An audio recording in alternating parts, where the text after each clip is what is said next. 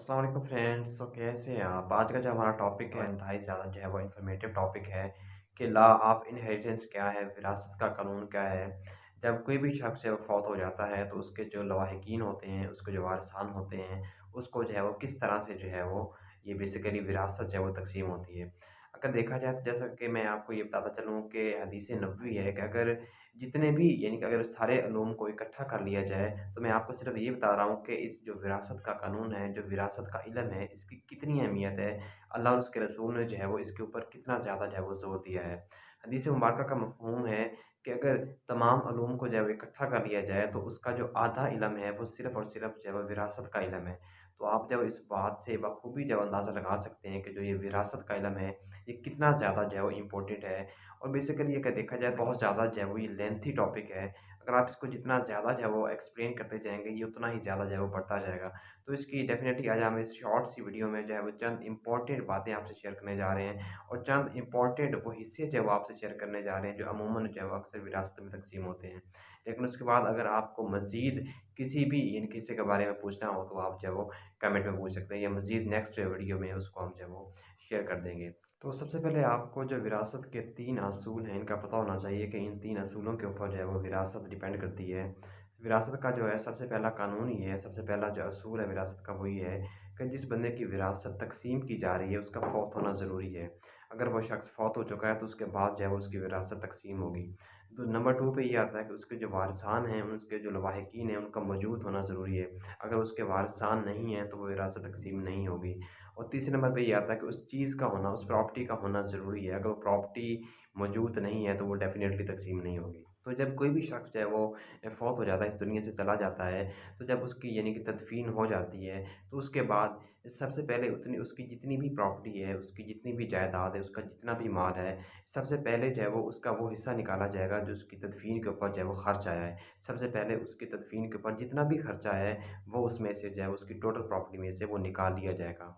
तो दूसरे नंबर पे जो है वो उसकी जो बाकी उसका माल बचेगा, उसमें से उस जो फ़ौत होने वाले शख़्स ने अगर किसी भी शख़्स का जो जितना भी अगर कर्ज़ा देना है, तो सबसे पहले जो है वो नंबर 2 पे उसका वो कर्ज़ा वो भी साइड पे कर लिया जाएगा।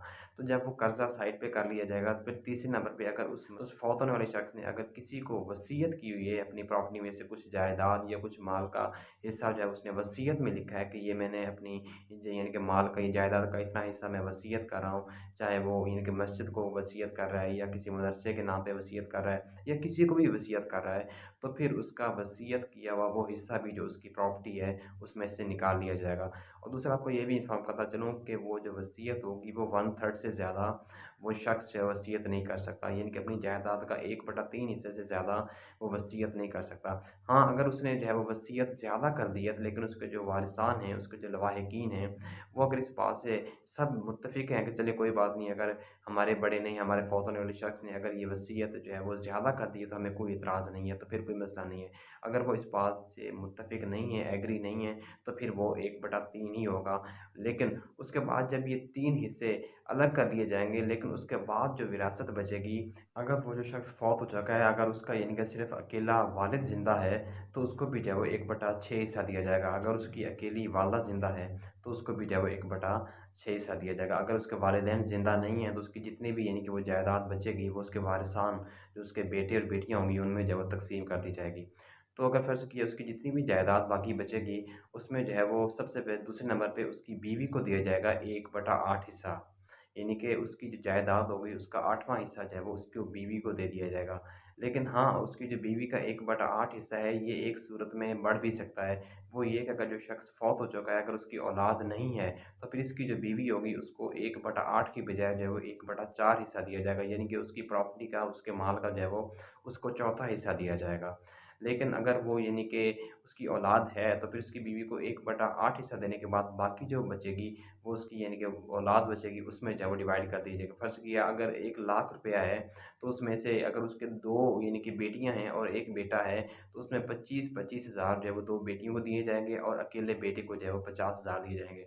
यानी कि जितना अमाउंट जो है वो 2 बेटियों को दी जाएगी, उतनी अमाउंट जो है वो 1 बेटे को दी जाएगी। यानी कि बेटे को जो है वो बेटी से जो है वो डबल दिया जाएगा। ये हमारे कानून में है और ये हमारी यानी कि जो शरीयत है उसमें वाज़ेह तौर पे यानी कि वो लिखा हुआ है। लेकिन दूसरी सूरत में अगर फ़र्ज़ कीजिए कोई औरत फ़ौत हो चुकी है, अगर उसके नाम पे कोई प्रॉपर्टी है, कोई जायदाद है, तो फिर वो इस तरह तक़सीम होगी कि अगर उसका जो यानी कि हस्बैंड है, उसको जो है वो 1/4 हिस्सा मिलेगा। लेकिन अगर उस यानी कि फ़ौत होने वाली औरत की अगर औलाद है, तो फिर उसके जो हस्बैंड है उसको 1/4 हिस्सा मिलेगा। अगर उसकी यानी कि औरत की औलाद नहीं है, तो फिर इसका जो हस्बैंड है उसको यानी कि आधा हिस्सा मिलेगा उस टोटली यानी कि प्रॉपर्टी का, टोटली यानी कि उस जायदाद का। लेकिन फ़र्ज़ किया अगर अल्लाह ना करे कभी ऐसा हो, लेकिन अमूमन अक्सर जो है वो ऐसा हो भी जाता है कि अगर कोई बेटा जो है वो अपने बाप को कत्ल कर देता है, तो जब वो अपने बाप को यानी कि कत्ल कर देता है, तो जो वो बेटा होगा वो अपनी यानी कि उस विरासत में से उसका हिस्सा ख़त्म हो जाएगा। जब भी यानी कि विरासत तक़सीम होगी, तो उस बेटे को जो है साइड ऑफ करके जो है वो विरासत को तक़सीम किया जाएगा।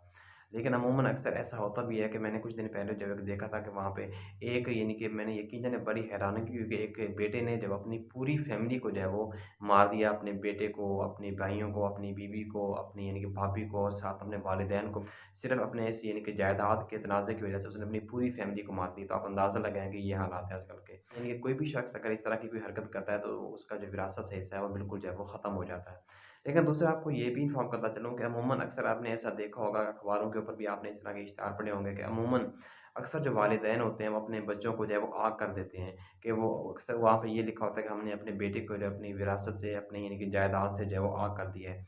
लेकिन बेसिकली हमारे इस दीन इस्लाम में, हमारी इस शरीयत में और पाकिस्तान के कानून में जो है वो यानी कि आग नाम का किसी भी किस्म का कोई कंसेप्ट नहीं है। अगर फ़र्ज़ कीजिए अगर कोई भी शख़्स जो है वो, आप ज़्यादा से ज़्यादा इस हद तक उसको आग कर सकते हैं कि अगर आपका बेटा है, वो कल को आपका कोई भी किसी इस तरह की यानी कि इल्लीगल एक्टिविटी में मसरूफ़ है, तो वो आपके कल किसी भी कौल व फ़िल का ज़िम्मेदार नहीं होगा। आप उसको सिर्फ़ इस लेवल तक जो है वो आग कर सकते हैं।